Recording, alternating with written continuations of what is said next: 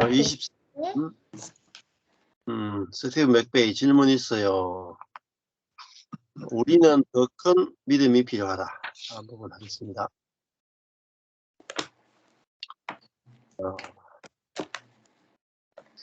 믿음이라고 하는 그 단어 자체부터가 사람마다 정의하는 게 다 다릅니다. 그래서 이 믿음에 대해서도 의견들이 참 많이 분분해요.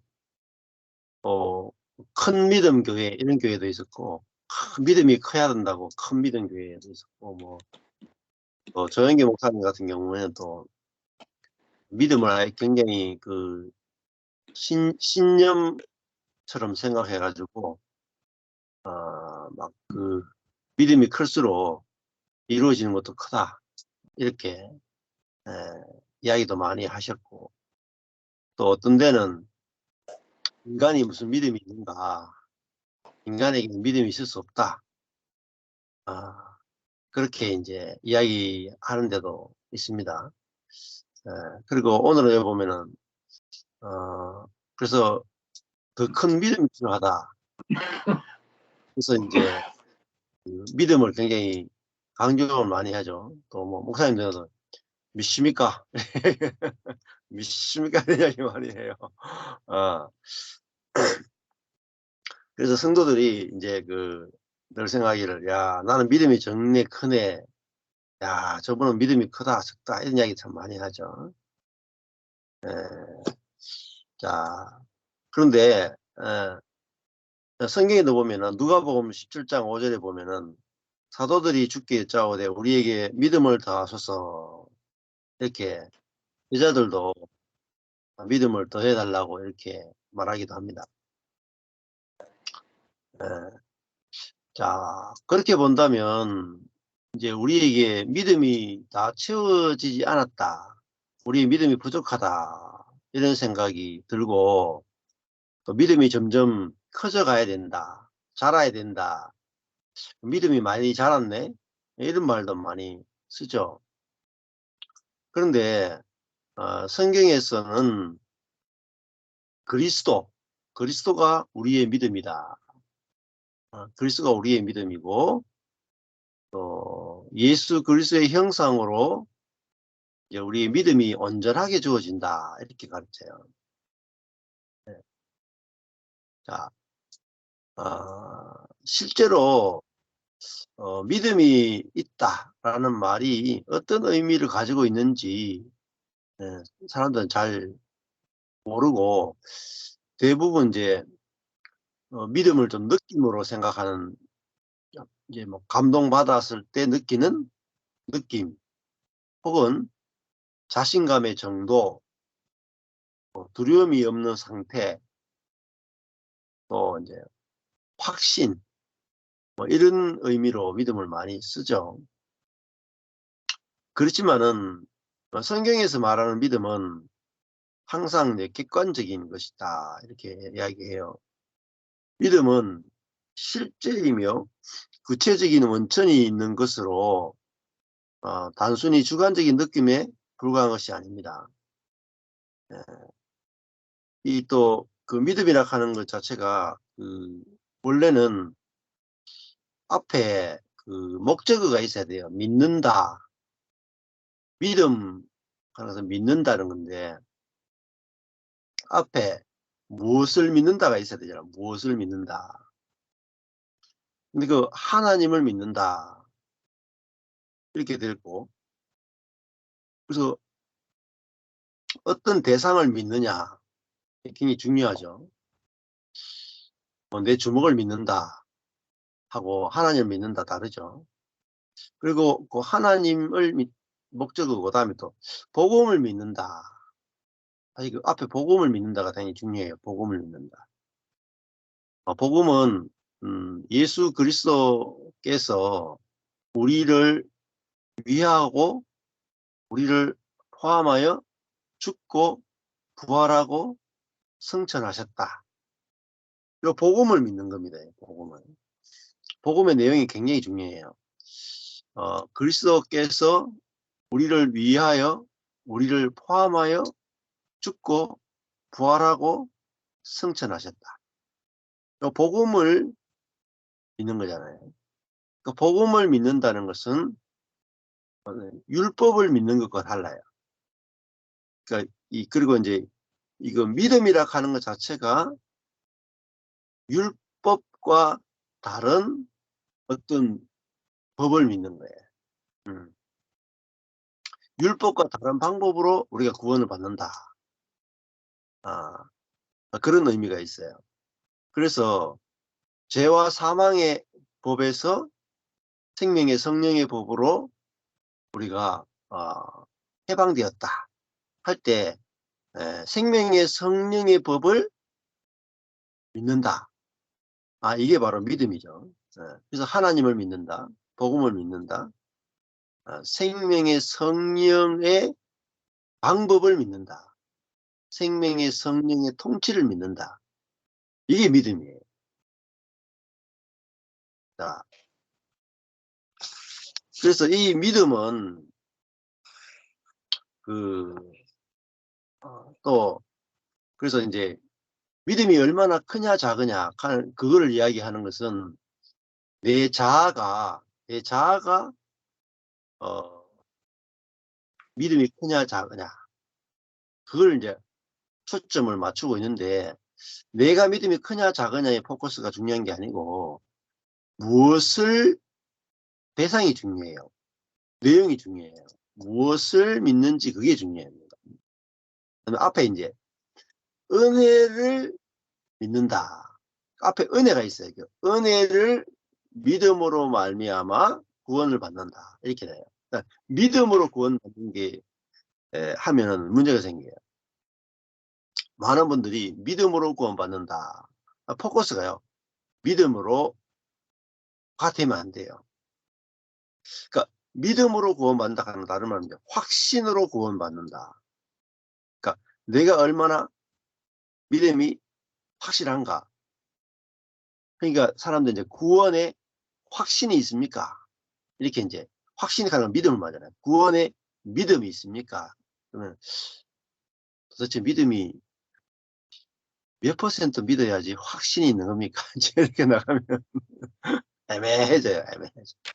근데 앞에 은혜를 믿음으로 구원받는다. 근데 앞에 은혜 빼고 믿음으로 구원받는다 하면 문제가 생긴다니까. 그러면 믿음이 얼마나 크냐가 중요했잖아요. 아니에요. 앞에 은혜를 의지함으로 구원을 받지. 그러니까 은혜가 뭐냐가 중요하잖아요. 은혜를 그냥 받아들임으로, 은혜를 수납함으로, 받아들임으로 구원받는다. 그냥 믿음은 그냥 받아들이는 것에 불과해요, 사실. 앞에가 뭐가 중요하냐면 은혜가 중요해요. 그러니까 믿음이라는 말은 다른 말하면 은혜라는 말과 붙어야 돼요. 떨어져 보면 안 돼요. 네. 그러니까 믿음이라 하는 것은 다른 믿음으로 가는 것은 은혜로라는 말 같은 말입니다. 은혜로. 자, 그러니까 믿음으로 구원받는다 하는 말은 은혜로 구원받는다. 그러니까 믿음이라 하는 말은 은혜와 같은 뜻이에요. 네. 그러니까 우리가 우리의 의로움이나 우리의 능력이나 우리의 지혜로 구원받는다, 고난에서 해방된다가 아니고 이제 철저하게 하나님의 전적인 은혜로 구원받고 고난에서 해방된다. 이게 믿음의 내용입니다. 자, 중요한 것은 믿음이 얼마나 크냐가 아니라 우리의 믿음이 누구에게 있느냐이다. 자, 믿음의 근원은 내가 믿음을 가져야 되는 게 아닙니다.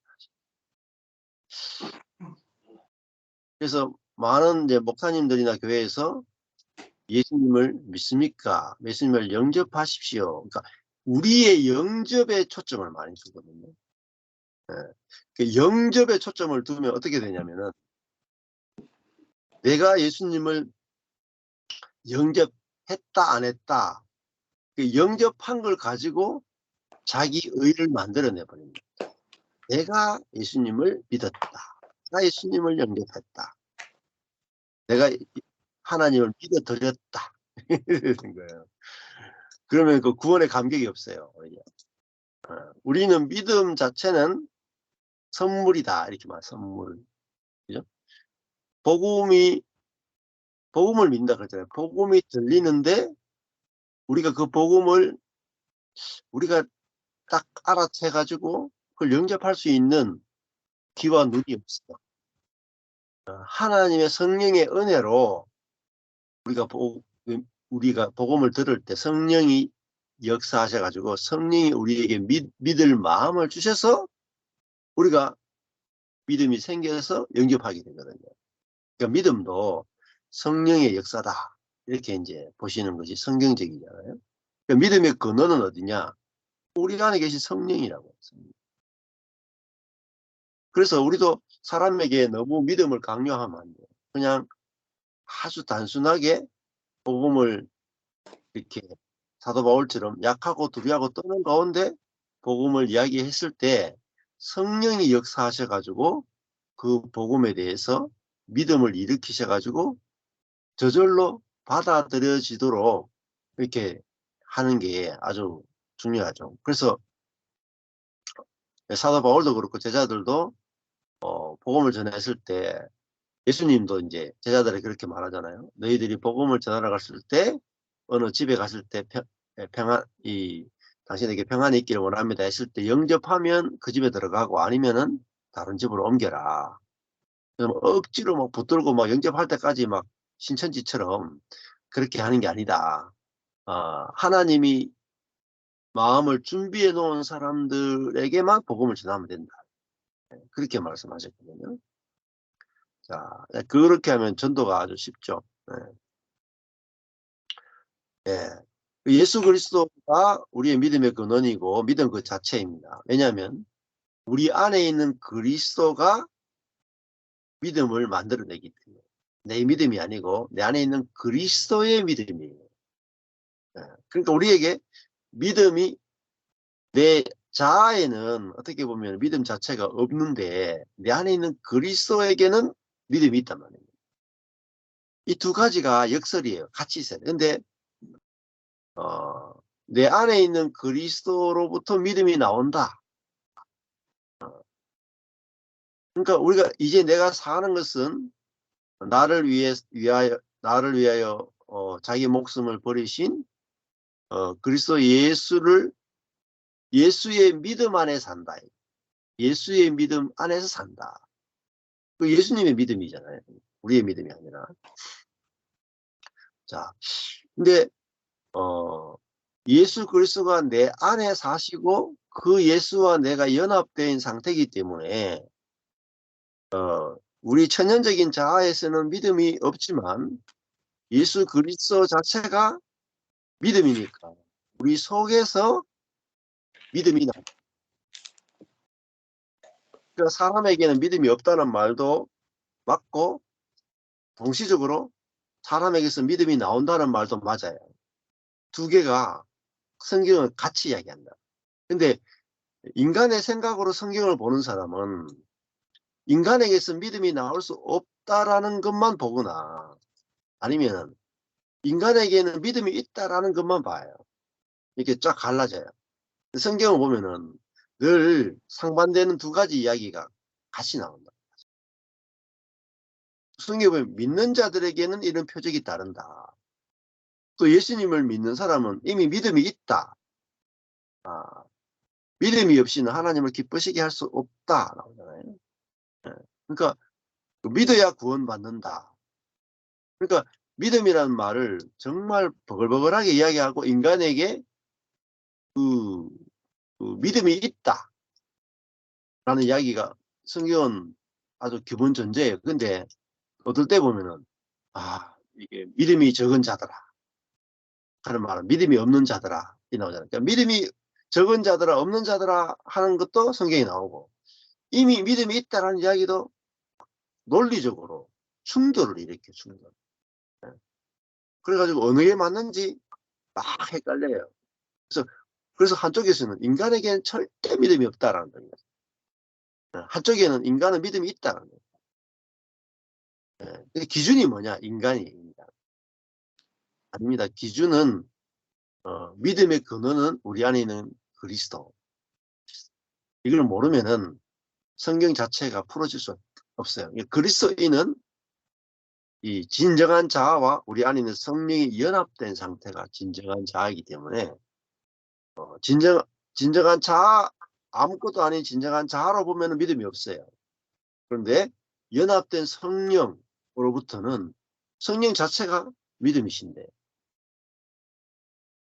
그래서 우리 속에서 놀라운 믿음이 나옵니다. 성령의 믿음, 그리스도의 믿음이 나옵니다.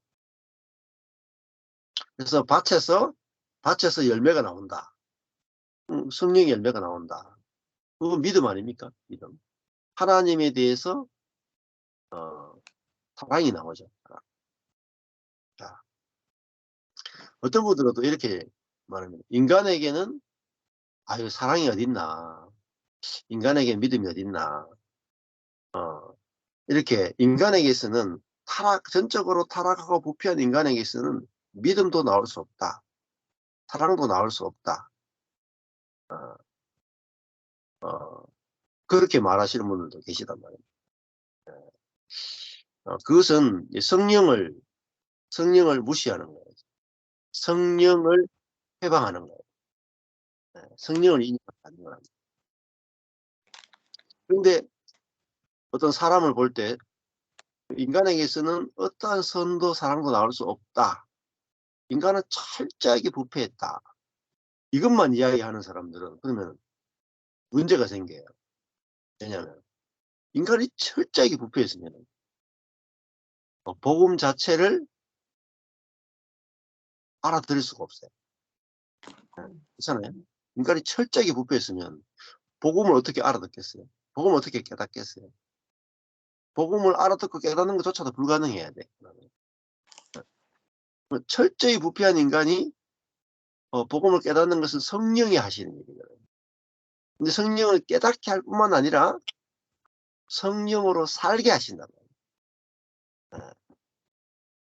성령론이 제대로 안 돼 있으면 문제가 생겨요. 제가 이번 주에 설교에도 이야기했잖아요. 그러니까 복음을 알아가는 데 있어서도 내가 주체가 돼서 복음을 막 알아가는 거하고 성령이 주체가 돼서 내게 복음을 알려주시는 것은 완전히 다른 세계예요. 그래서 내가 머리로 똑똑해서 열심으로 막 여러 가지 책을 읽고 복음을 알아가는 거 정확하게 복음을 알 수가 없어요. 복음 자체도 중요하지만은 복음을 알아가는 과정에서도 성령이 역사하셔야 돼요. 성령. 그러니까 시작도 성령이고 과정도 성령이고 마치는 것도 성령이라. 어제도 제가 말씀드렸는데 교회란 뭐냐? 교회는 성령이 운영하시는 교회거든요. 성령이 운영하시는 교회. 그러면 그 교회에 필요한 건 뭐냐면은 복음도 필요하고 성령도 필요해요. 복음만 있으면 안 돼요. 복음만 있으면 복음 가지고도 사람을 죽일 수 있단 말이에요. 니 왜 복음을 안 받아들이느냐? 니는 왜 다른 복음을 가지고 있느냐? 응? 그러면서 막 싸우는 거예요. 복음 가지고도 막 죽일 듯이 싸워. 내 복음이 맞다. 내 복음이 맞느냐? 네 복음이 맞느냐? 죽을 듯이 싸워. 그 복음이 그 교회 안에서 증거되기 위해서는 사람이 막 억지로 설득하거나 강요하거나 이래서는 안 돼요. 절대로. 그 복음이 진짜인지 가짜인지 증거되는 데 있어서는 반드시 사람이 손을 떼고 성령이 증거하시도록 방법도 성령이 하셔야 돼요. 이 부분이 가장 어렵습니다. 방법이 성령이 돼야 되지. 방법이 내 자아가 되면 안 됩니다. 그래서 교회는 성령이 건축하는 거지 사람이 건축하는 게 아니다. 사람이 건축한다 그러면요 율법이 반드시 들어가요. 자, 이 말 한마디가 너무너무 중요합니다. 나중에 되면은 사람이 건축하면은 누가 더 잘 건축하느냐 이렇게 해야 되느냐 저렇게 하느냐 방법론이 나와버리면은 결국은 선악과로 가고 싸우고 다투고 문제가 빠집니다.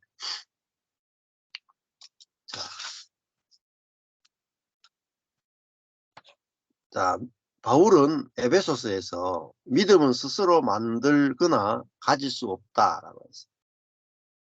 너희는 그 은혜에 의하여 믿음으로 말미암아 구원을 받았나니. 이거 맞죠? 은혜에 의하여 믿음으로 말미암아. 그냥 믿음으로 말미암아 있으면 안 돼요. 앞에 더 중요한 것은 은혜에 의하여.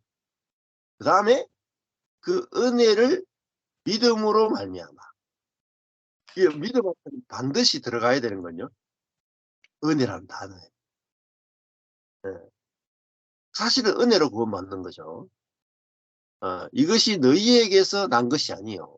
자, 너희가 믿음으로 말미암아 구원을 받았는데 이 믿음은 너희에게서 난 것이 아니요. 하나님의 선물이라.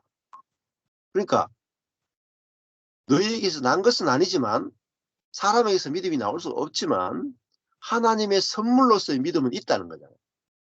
그렇죠? 네. 그 다음에 행위에서 난 것이 아니다 하는 것은 믿음은 행위가 아니단 말입니다. 내 쪽에서 행위가 아니다. 행위에서 난 믿음이 아니고 내게서 나온 믿음이 아니고 내게서 난 믿음이 아니라야 어떻게 돼요? 누구든지 자랑하지 못하는 거예요.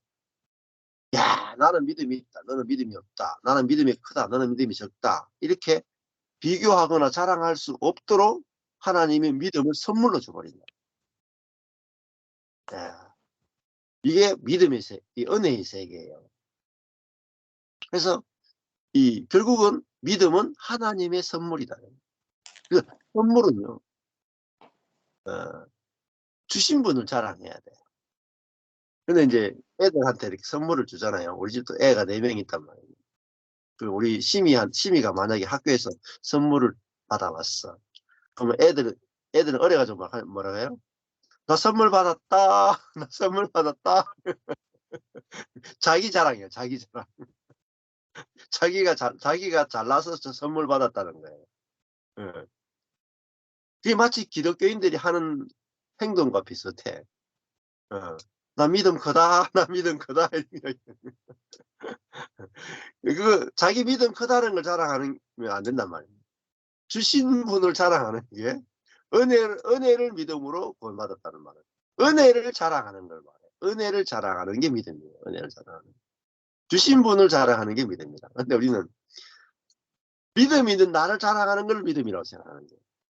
그러니까 헷갈리죠. 우리는 하나님의 선물로 믿음을 소유한 것에 불과하다. 그 믿음 자체도 내게 아니다 말입니다. 우리가 예수 그리스도를 따르는 것조차 하나님이 우리에게 보여주신 사랑이 우리에게 이루어진 그 경험된 것 때문에 믿음은 저절로 표현되어지는 거죠. 그래서 밭이 열매가 아무리 많아도 씨가 밭에 떨어졌기 때문에 밭은 열매를 내지 밭 자체가 씨나 열매를 갖고 있는 건 아니다. 선물로 주어진 것이니까 믿음이라 하는 것은 주신 분을 자랑하는 게 믿음이에요. 주신 분을 자랑하는. 그러니까 믿음의 세계는 우리가 다 동일한 거예요. 아, 다 같구나. 응, 응. 자, 은혜를 자랑하는 게 믿음이란 말입니다. 그래서 고린도전서 후서 보면은 자랑하지 말라 말이에요. 자랑하는 것이 죄의 근원이다. 이렇게 말해요. 자랑.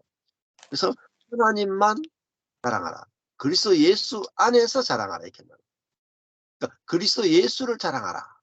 이게 고린도전서 후서의 핵심, 복음의 핵심이에요. 핵심. 근데 고린도 교회가 왜 분열되고 문제가 생기느냐? 하나님을 자랑하고 그리스도 예수를 자랑해야 되는 그리스도인들이 바울을 자랑하고 아볼로를 자랑하고 베드로를 자랑했다. 그러니까 나는 아볼로가 더 옳다고 생각하고 더 정통이라고 생각한다. 나는 베드로가 더 정통이라고 생각한다. 하면서 자기의 믿음, 자기의 색깔, 자기의 어떠함을 자랑했을 때 교회가 분열된다. 그러니까 우리는 자기의 어떠함을 자랑하는 게 아니라 주신 분을 자랑하는 거예요. 주신 분을 자랑하는 데서는 우리가 다 하나일 수 있단 말이에요. 자, 이게 믿음입니다. 자, 그래서 그 갈라디아서 2장 20절을 여기 신약의 원어로 마지막 부분을 해석하기 이렇게 했어요. 나를 사랑하시고 나를 위해 자신을 들이신 하나님의 아들로부터 나오는 믿음 안에서 산다. 하나님의 아들을 믿는 믿음으로 산다 보다는 원어로 보면 하나님의 아들로부터 나오는 믿음 안에서 산다. 그러니까 내 안에 계신 그리스도의 믿음이 나오는데 그리스도로부터 나오는 그 믿음 안에서 내가 산다. 그러니까 내가 믿음을 막 억지로 짜낼 필요가 없어요. 내 안에 그리스도가 있다라는 이 복음이 확신이 되면 내 속에서 저절로 있잖아요. 하나님을 사랑하는 마음도 저절로 나오고 하나님을 믿는 마음도 저절로 나오고 형제를 사랑하는 마음도 저절로 나와요. 그러니까 선물로서 주어지는 믿음, 선물로서 주어지는 소망, 선물로서 주어지는 사랑 안에서 사는 거예요. 그게 바로 성령으로 산다는 거예요. 성령. 그러니까 믿음으로 산다는 말은 성령으로 산다는 말과 같은 의미입니다. 그래서 이제 갈라디아서도 이번 주일에 제가 말씀드린 것처럼 너희가 성령을 받은 것이 율법의 행위로냐? 너희가 경건하거나 너희가 노력해서 성령을 받았느냐? 아니면은 듣고 믿음으로 성령을 받았느냐? 너희가 그 성령을 듣고 하나님이 은혜로 성령을 주시는구나를 믿어져서 성령을 받아서 이제는 뭐로 사느냐? 성령으로 살기 시작했는데 그래서 성령의 열매를 맺다가 성령으로 살다가 이제는 내가 율법을 지켜야 된다로 돌아가면 저주받는다. 내가 내 믿음으로 산다. 이게 바로 율법이에요. 내가 주체가 되고 사는 것.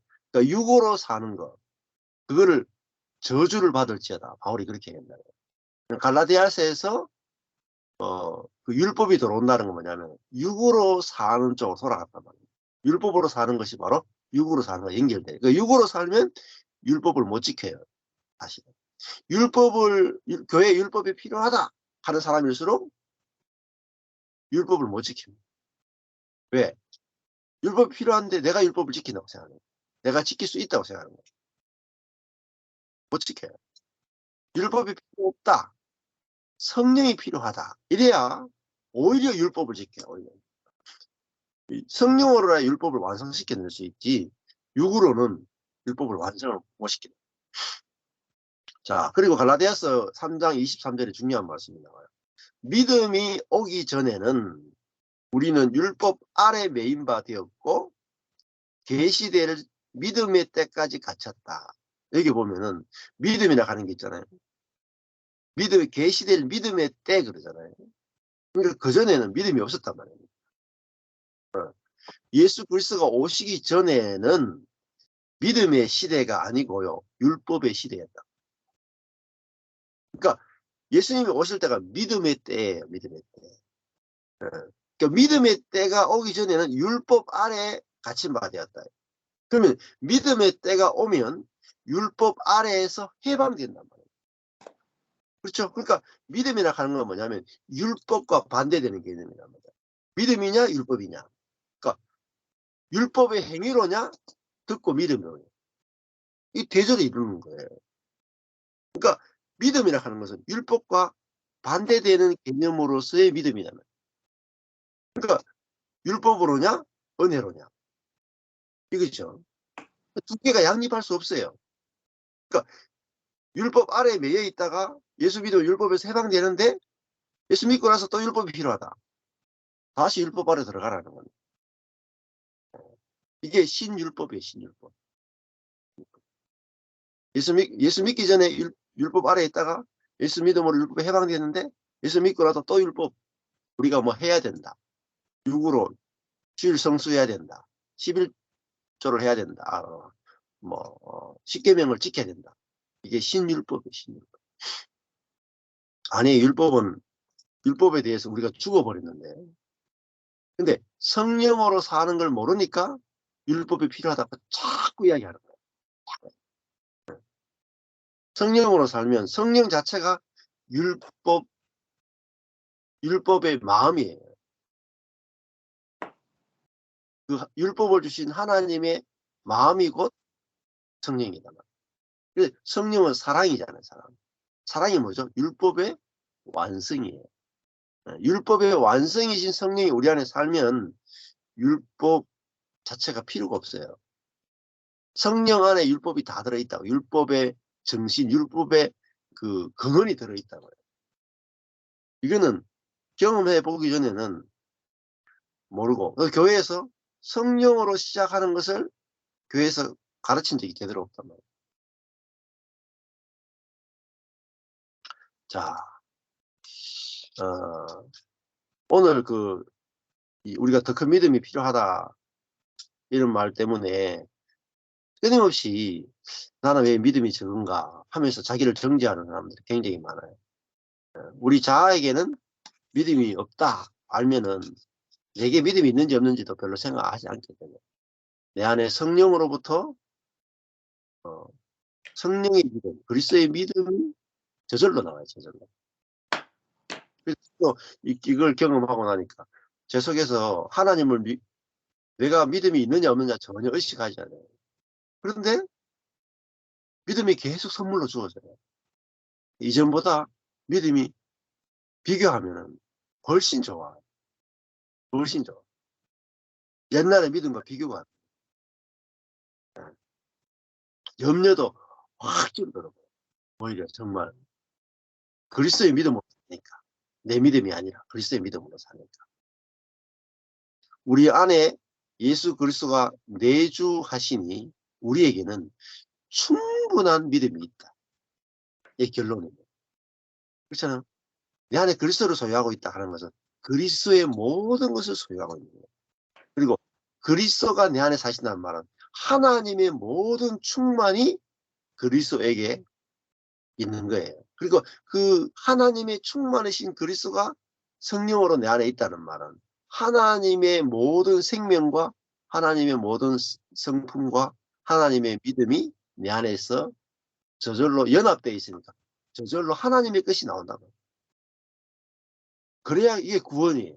그러니까 부족함이 없는 게 구원입니다. 결핍에서 해방되어서 충만한 게 구원이죠. 그러니까 하나님의 능력이 우리 속에서 나오고 하나님의 지혜가 우리 속에서 나오고 하나님의 믿음이 우리 속에서 나오는 것을 구원의 상태라고 해요.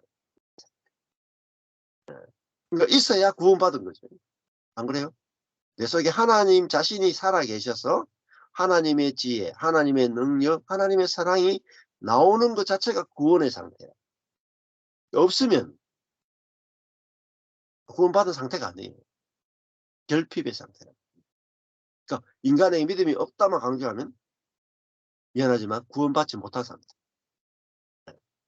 근데 하나님이 내 속에 살아서 하나님의 어떤 것이 나온다. 이게 구원받은 상태. 그러니까 나무가 있고 가지가 있는데 가지가 붙었다. 이게 구원이에요. 떨어졌다. 멸망이에요. 붙으면 어떻게 되겠어요? 나무 이 나무에 진액이 나와서 가지에 열매를 맺어야 그게 나무의 어떠함이 가지에게 계속 공급되는 상태가 구원의 상태예요. 근데 구원을 죽어서 천국 가는 것으로 구원을 정의를 내려버릴 겁니다. 이렇게 정의 내려놓으면요, 성경의 언어가 하나도 이해가 안 돼요. 하나도. 네. 그래서 인간에게 믿음이 없다, 이렇게 해놓고 죽어서 천국 가는 것에 대해서는 확신이 있는 거예요. 웃기죠. 인간에게 믿음이 없다 하는 쪽이 있는데 그쪽에서는 뭐는 확실하냐면 죽어서 천국 간다는 확신이 있어. 이율배반이란 말이에요. 그래서 이렇게 말해요. 이거 죽어서 우리가 천국 가는 게 확실한데 뭐 이 세상의 것에 대해서 그렇게 연연하느냐. 그거는요, 굉장한 믿음이에요. 안 그래요? 가난조차도, 죽음조차도, 뭐 고난조차도, 야 그게 뭐 문제 될 게 있냐. 응? 죽어서 천국 갈 건데 어? 뭐 그렇게 죽음을 두려워하냐. 그거는요, 어마어마한 믿음입니다. 어마어마한 믿음. 근데 그 어마어마한, 자기 속에서 어마어마한 그 믿음이 있는데 인간에게는 믿음이 없다 하면서 이 이율배반적으로 막 이야기하는 분들이 있어요. 거기 있으면요, 사람이 헷갈립니다. 헷갈려요. 왜? 성령에 의해서 나오는, 그리스도에게서 나오는 생명과 믿음을 모르기 때문에. 그래서 오늘 믿음의 출처는 바로 우리 안에 계신 그리스도다. 어, 그래서 이걸 결론 내리시면은 좀 확실하게 우리가 정리가 내려질 것 같습니다.